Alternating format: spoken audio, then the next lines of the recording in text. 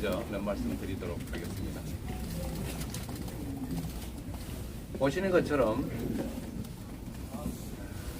경제는 폭망했고 또 민생은 파탄이고 한반도 평화는 위기입니다. 거기다가 민주주의는 파괴되고 있습니다. 국민들의 삶이 이렇게 어려워진 것은 이 집권 여당의 정책적, 정치적 무능 때문입니다. 무능할 뿐만 아니라 매우 무책임하고 거기다 더해서 국민들의 삶이나 국가의 미래에 대해서 관심이 없습니다. 관심을 가지고 정성을 다하고 최선을 다해도 될까 말까 한데 오로지 관심이라고 하는 게 자기 가족들의 안위를 지키고 권력을 남용해서 정적을 탄압하고 오로지 정치 권력을 더 확대하고 있는 권력을 누리기 위해서 권력을 남용한 이런 상황들이 참으로 심각하다는 것입니다. 달리 방법이 없습니다. 이번 총선에서 심판해야 합니다. 이 정부 여당의 무능과 무책임, 무대책 그리고 이 무관심에 대해서 우리 국민들께서 회초리로 따끔하게 때려주셔야 정신을 차릴 것입니다. 지금 이런 상태가 계속되면 이 나라의 미래는 없습니다. 얼마나 많이 후퇴했습니까? 이 짧은 2년, 이 시간 안에 상상 이상으로 나라가 망가지고 있습니다. 저희 민주당이 부족한 것 많습니다. 그리고 이번 공천 과정에서도 이런저런 소리가 많이 납니다. 그러나 변화해야 적응하고 변화해야 새로운 시대를 맞이할 수 있습니다. 안타깝지만 유능하고 좋은 인재들 많습니다. 또 새로운 사람들에게도 기회를 줘야 합니다. 우리 어느 지역 하나 또 어떤 사람 하나 귀하지 않는 게 있겠습니까? 우리 당의 후보들 다 유능하고 성실하고 충직합니다. 대한민국의 미래를 다 맡길 만한 좋은 후보들입니다. 그러나 모두가 후보가 될 수는 없습니다. 그리고 강물이 흘러서 바다로 가는 것처럼 또 세대 교체도 있어야 하고 또 새로운 기회도 주어져야 하고 특히 우리 국민들의 눈높이에 맞는 선수 선발이 반드시 필요합니다. 단결하고 또 혁신적인 후보로 우리 국민들의 기대를 충족시키기 위해서 최선의 노력을 다하고 있습니다.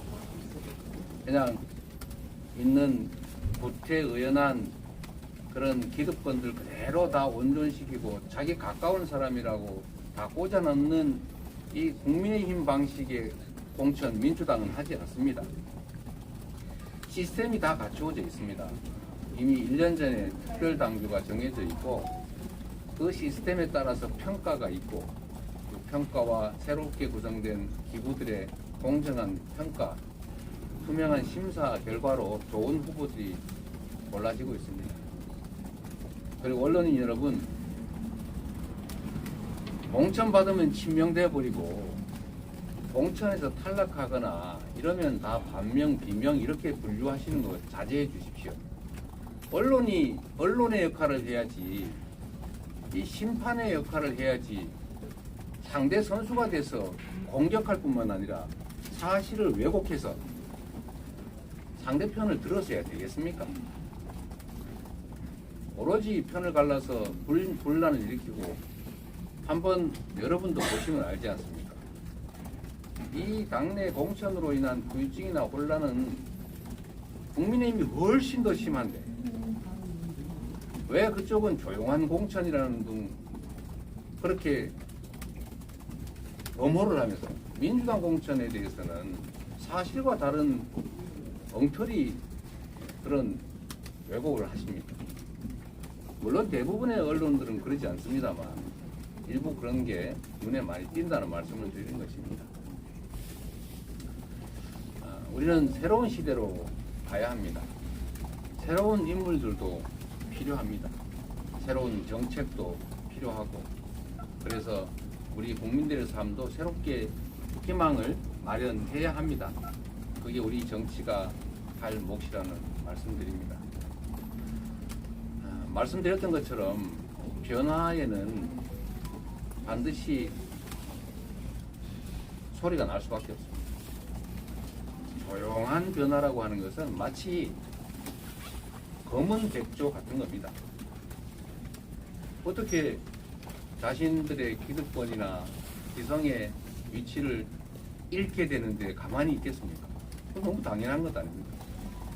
또 반발하고 항의하는 것 당연합니다. 그걸 또 이상하게 잘못된 것이라고 생각할 필요도 없습니다. 한 자연스러운 과정이다. 그리고 이 과정이 끝나면 우리 국민들께서 과연 우리를 위해서 일해줄 후보들이 어떤지를 비교하시게 될 것입니다. 구태의연한 과거의 인물들로 가득한 국민의힘을 찍어서 지금의 이 국정 난맥, 정책 실패, 정치 실패가 계속되게 할 것인지 아니면 새로운 무능한 참신한 인물들로 새로운 희망을 찾아서 이 무도한 정권의 역사적 퇴행을 막고 퇴행을 막을 뿐만 아니라 더 나은 사회로 조금이라도 한 발이라도 앞서갈지를 선택하시게 될 것입니다. 국민 여러분, 지금은 잠시 새로운 선수들로 또 기존의 선수들을 새롭게 훈련하고 단련하는 과정이어서 많이 시끄럽습니다만 본질을 지켜봐 주시고 우리 국민들과 우리 나라의 미래를 위해서 진정으로 필요한 선택이 어떤 것인지를 진중하게 선택해 주시기를 다시 한번 부탁드립니다. 이렇게 살 수는 없지 않습니까? 맞습니다. 새로운 나라, 희망이 있는 나라, 무너지지 않는 제대로 된 정치 해야 되는 것이고 이번 총선이 그 분기점이 될 것이라는 점을 꼭 기억해 주시기 바랍니다. 뒤로 갈 것이냐, 앞으로 갈 것이냐. 우리의 운명을 결정하는 정말로 중요한 이번 총선에 현명한 눈으로 엄정하게 잘못된 것은 잘못됐다고 심판하시고 해안으로 우리의 미래를 이끌어갈 좋은 인재 후보 골라주시기 부탁드립니다. 고맙습니다. 그리고 여러분께서도 하시고 싶은 말씀이 있을 테니 제가 답을 몇 번 드리도록 하겠습니다. 지금 변화의 일종이라고, 변화하는 과정이라고 말씀을 하셨는데, 홍영표 의원님은 지금 민주당이 젊은 정당이라고 말씀을 하시기도 했고, 그 임종석 전 실장님도 오늘 기자회견 하시면서 좀 지도부에 재의결을 요청을 하셨는데, 그럼 이런 거에 대해서는 좀 어떻게 바라보시나요? 가지들은 부딪힐 수 있지만 우리는 거대한 나무의 한 부분들입니다. 같은 뿌리에서 나왔고 같은 기둥 속에 큰 줄기를 함께합니다. 물론 작은 가지들은 서로 부딪힐 수 있습니다. 그러나 우리는 명문 정당이고 또 국민들의 기대에 맞게, 눈높이에 맞게 단합돼서 오로지 윤석열 정권을 심판한다고 하는 이번 선거의 의미를 저희는 충실하게 존중하고 이행할 것입니다. 그 과정에서 당연히 아까 말씀드렸던 것처럼 개인들의 판단과 우리 당의 판단이 다를 수 있습니다. 또 그 판단의 차이로 인해서 갈등도 있을 수밖에 없고 또 거기서 불이익을 보는 분들은 그런 불이익을 보는 지역들은 아무래도 자신들의 의견을 표출할 수밖에 없을 것입니다. 그러나 다시 말씀드렸던 것처럼 귀하지 않는 사람 없고 귀하지 않는 지역이 없습니다. 10손가락 깨물어서 안 아픈 손가락 없다는 것처럼 우리 당은 대한민국과 우리 국민과 우리 민주당 그리고 이 민주개혁 세력의 역할을 계획 세력이 필요한 역할을 해 나가야 합니다.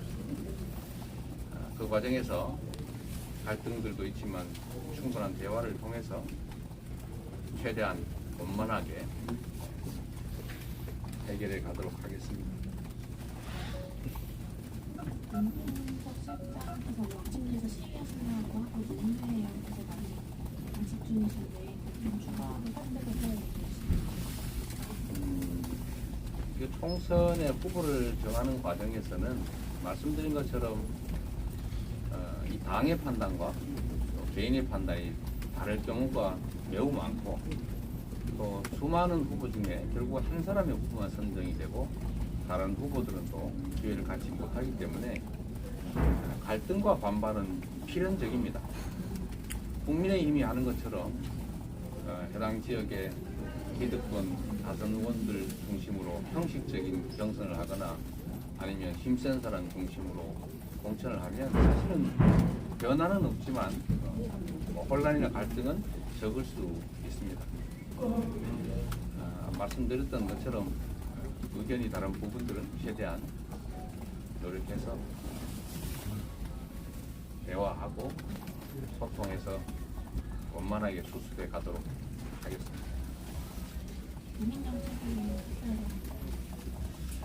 네, 고민정 최고위원께서 좀 사퇴 의사를 표명하셨는데 제가 전화도 드리고 있고 또 여러 의원들께서 연락드리고 있습니다.